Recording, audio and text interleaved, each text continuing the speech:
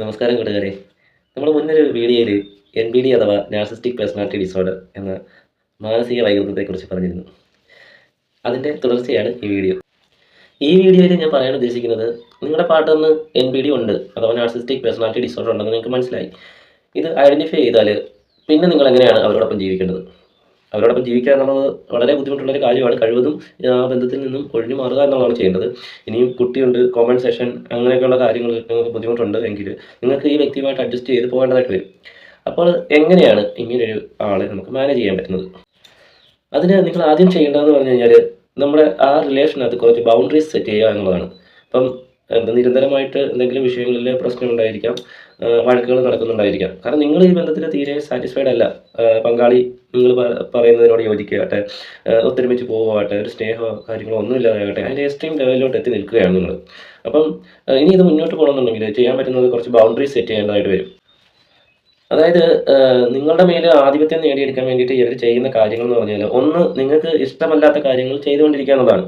മറ്റൊന്ന് നിങ്ങൾക്ക് ഇഷ്ടമുള്ള കാര്യങ്ങൾ ചെയ്യാതിരിക്കുക എന്നുള്ളതാണ്. ഈ രണ്ട് കാര്യങ്ങളും നടക്കുമ്പോൾ നമ്മൾ വളരെയധികം ഇറിറ്റേറ്റഡ് ആകും.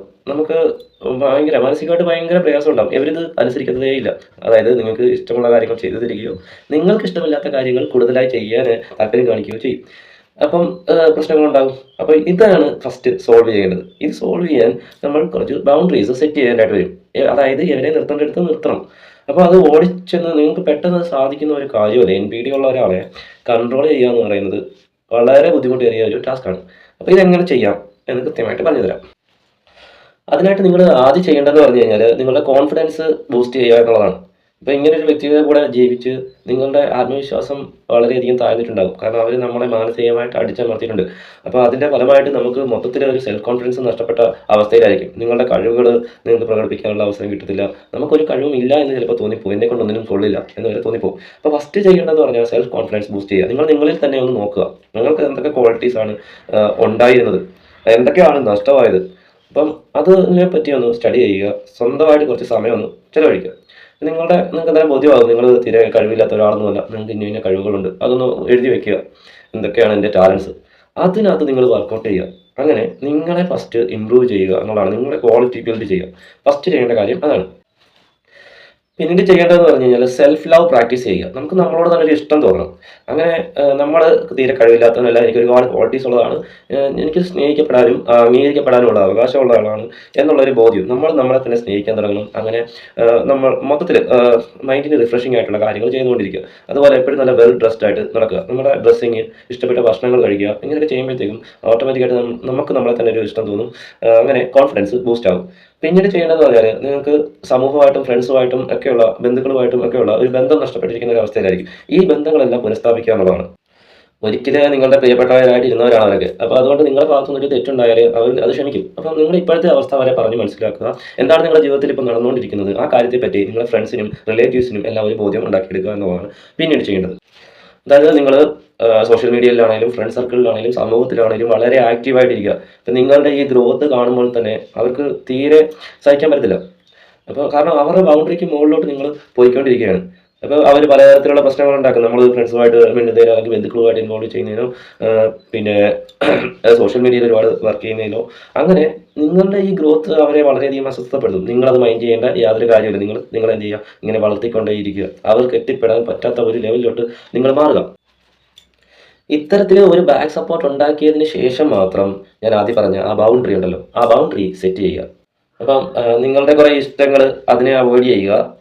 അതുപോലെ തന്നെ നിങ്ങൾക്ക് ഇഷ്ടമില്ലാത്ത കാര്യങ്ങൾ ചെയ്യുക. ഇങ്ങനെയാണല്ലോ നിങ്ങളിൽ മേൽ ആധിപത്യം നേടിയെടുത്തത്.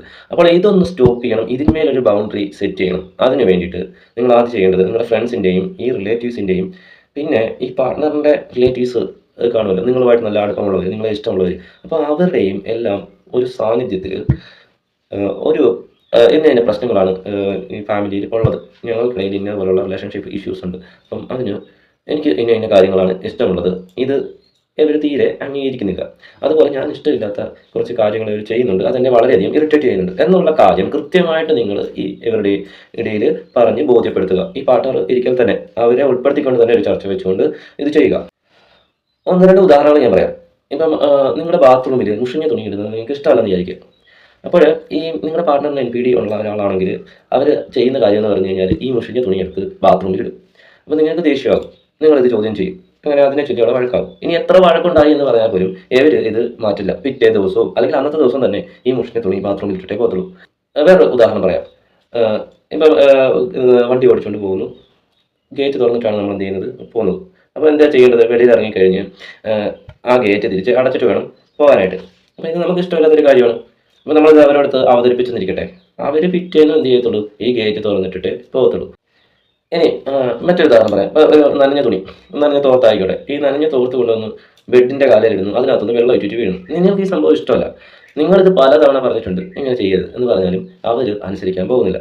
കാരണം ഇത് നിങ്ങളെ പ്രൊവോക്ക് ചെയ്യുന്നുണ്ട് എന്നുള്ള കാര്യം അവർക്കറിയാം. അപ്പോൾ നിങ്ങളെപ്പോഴും മാനസികമായിട്ട് തകർത്തുക എന്നുള്ളതാണ് അവരുടെ ലക്ഷ്യം. അപ്പോൾ അതുകൊണ്ട് എത്ര നിങ്ങൾ ഇനി പറഞ്ഞെന്ന് പറഞ്ഞാലും ഇതിൻ്റെ പേരിൽ എന്ത് കൊലാനം ഉണ്ടെന്ന് പറഞ്ഞാലും അവരത് അനുസരിക്കാൻ പോകുന്നില്ല.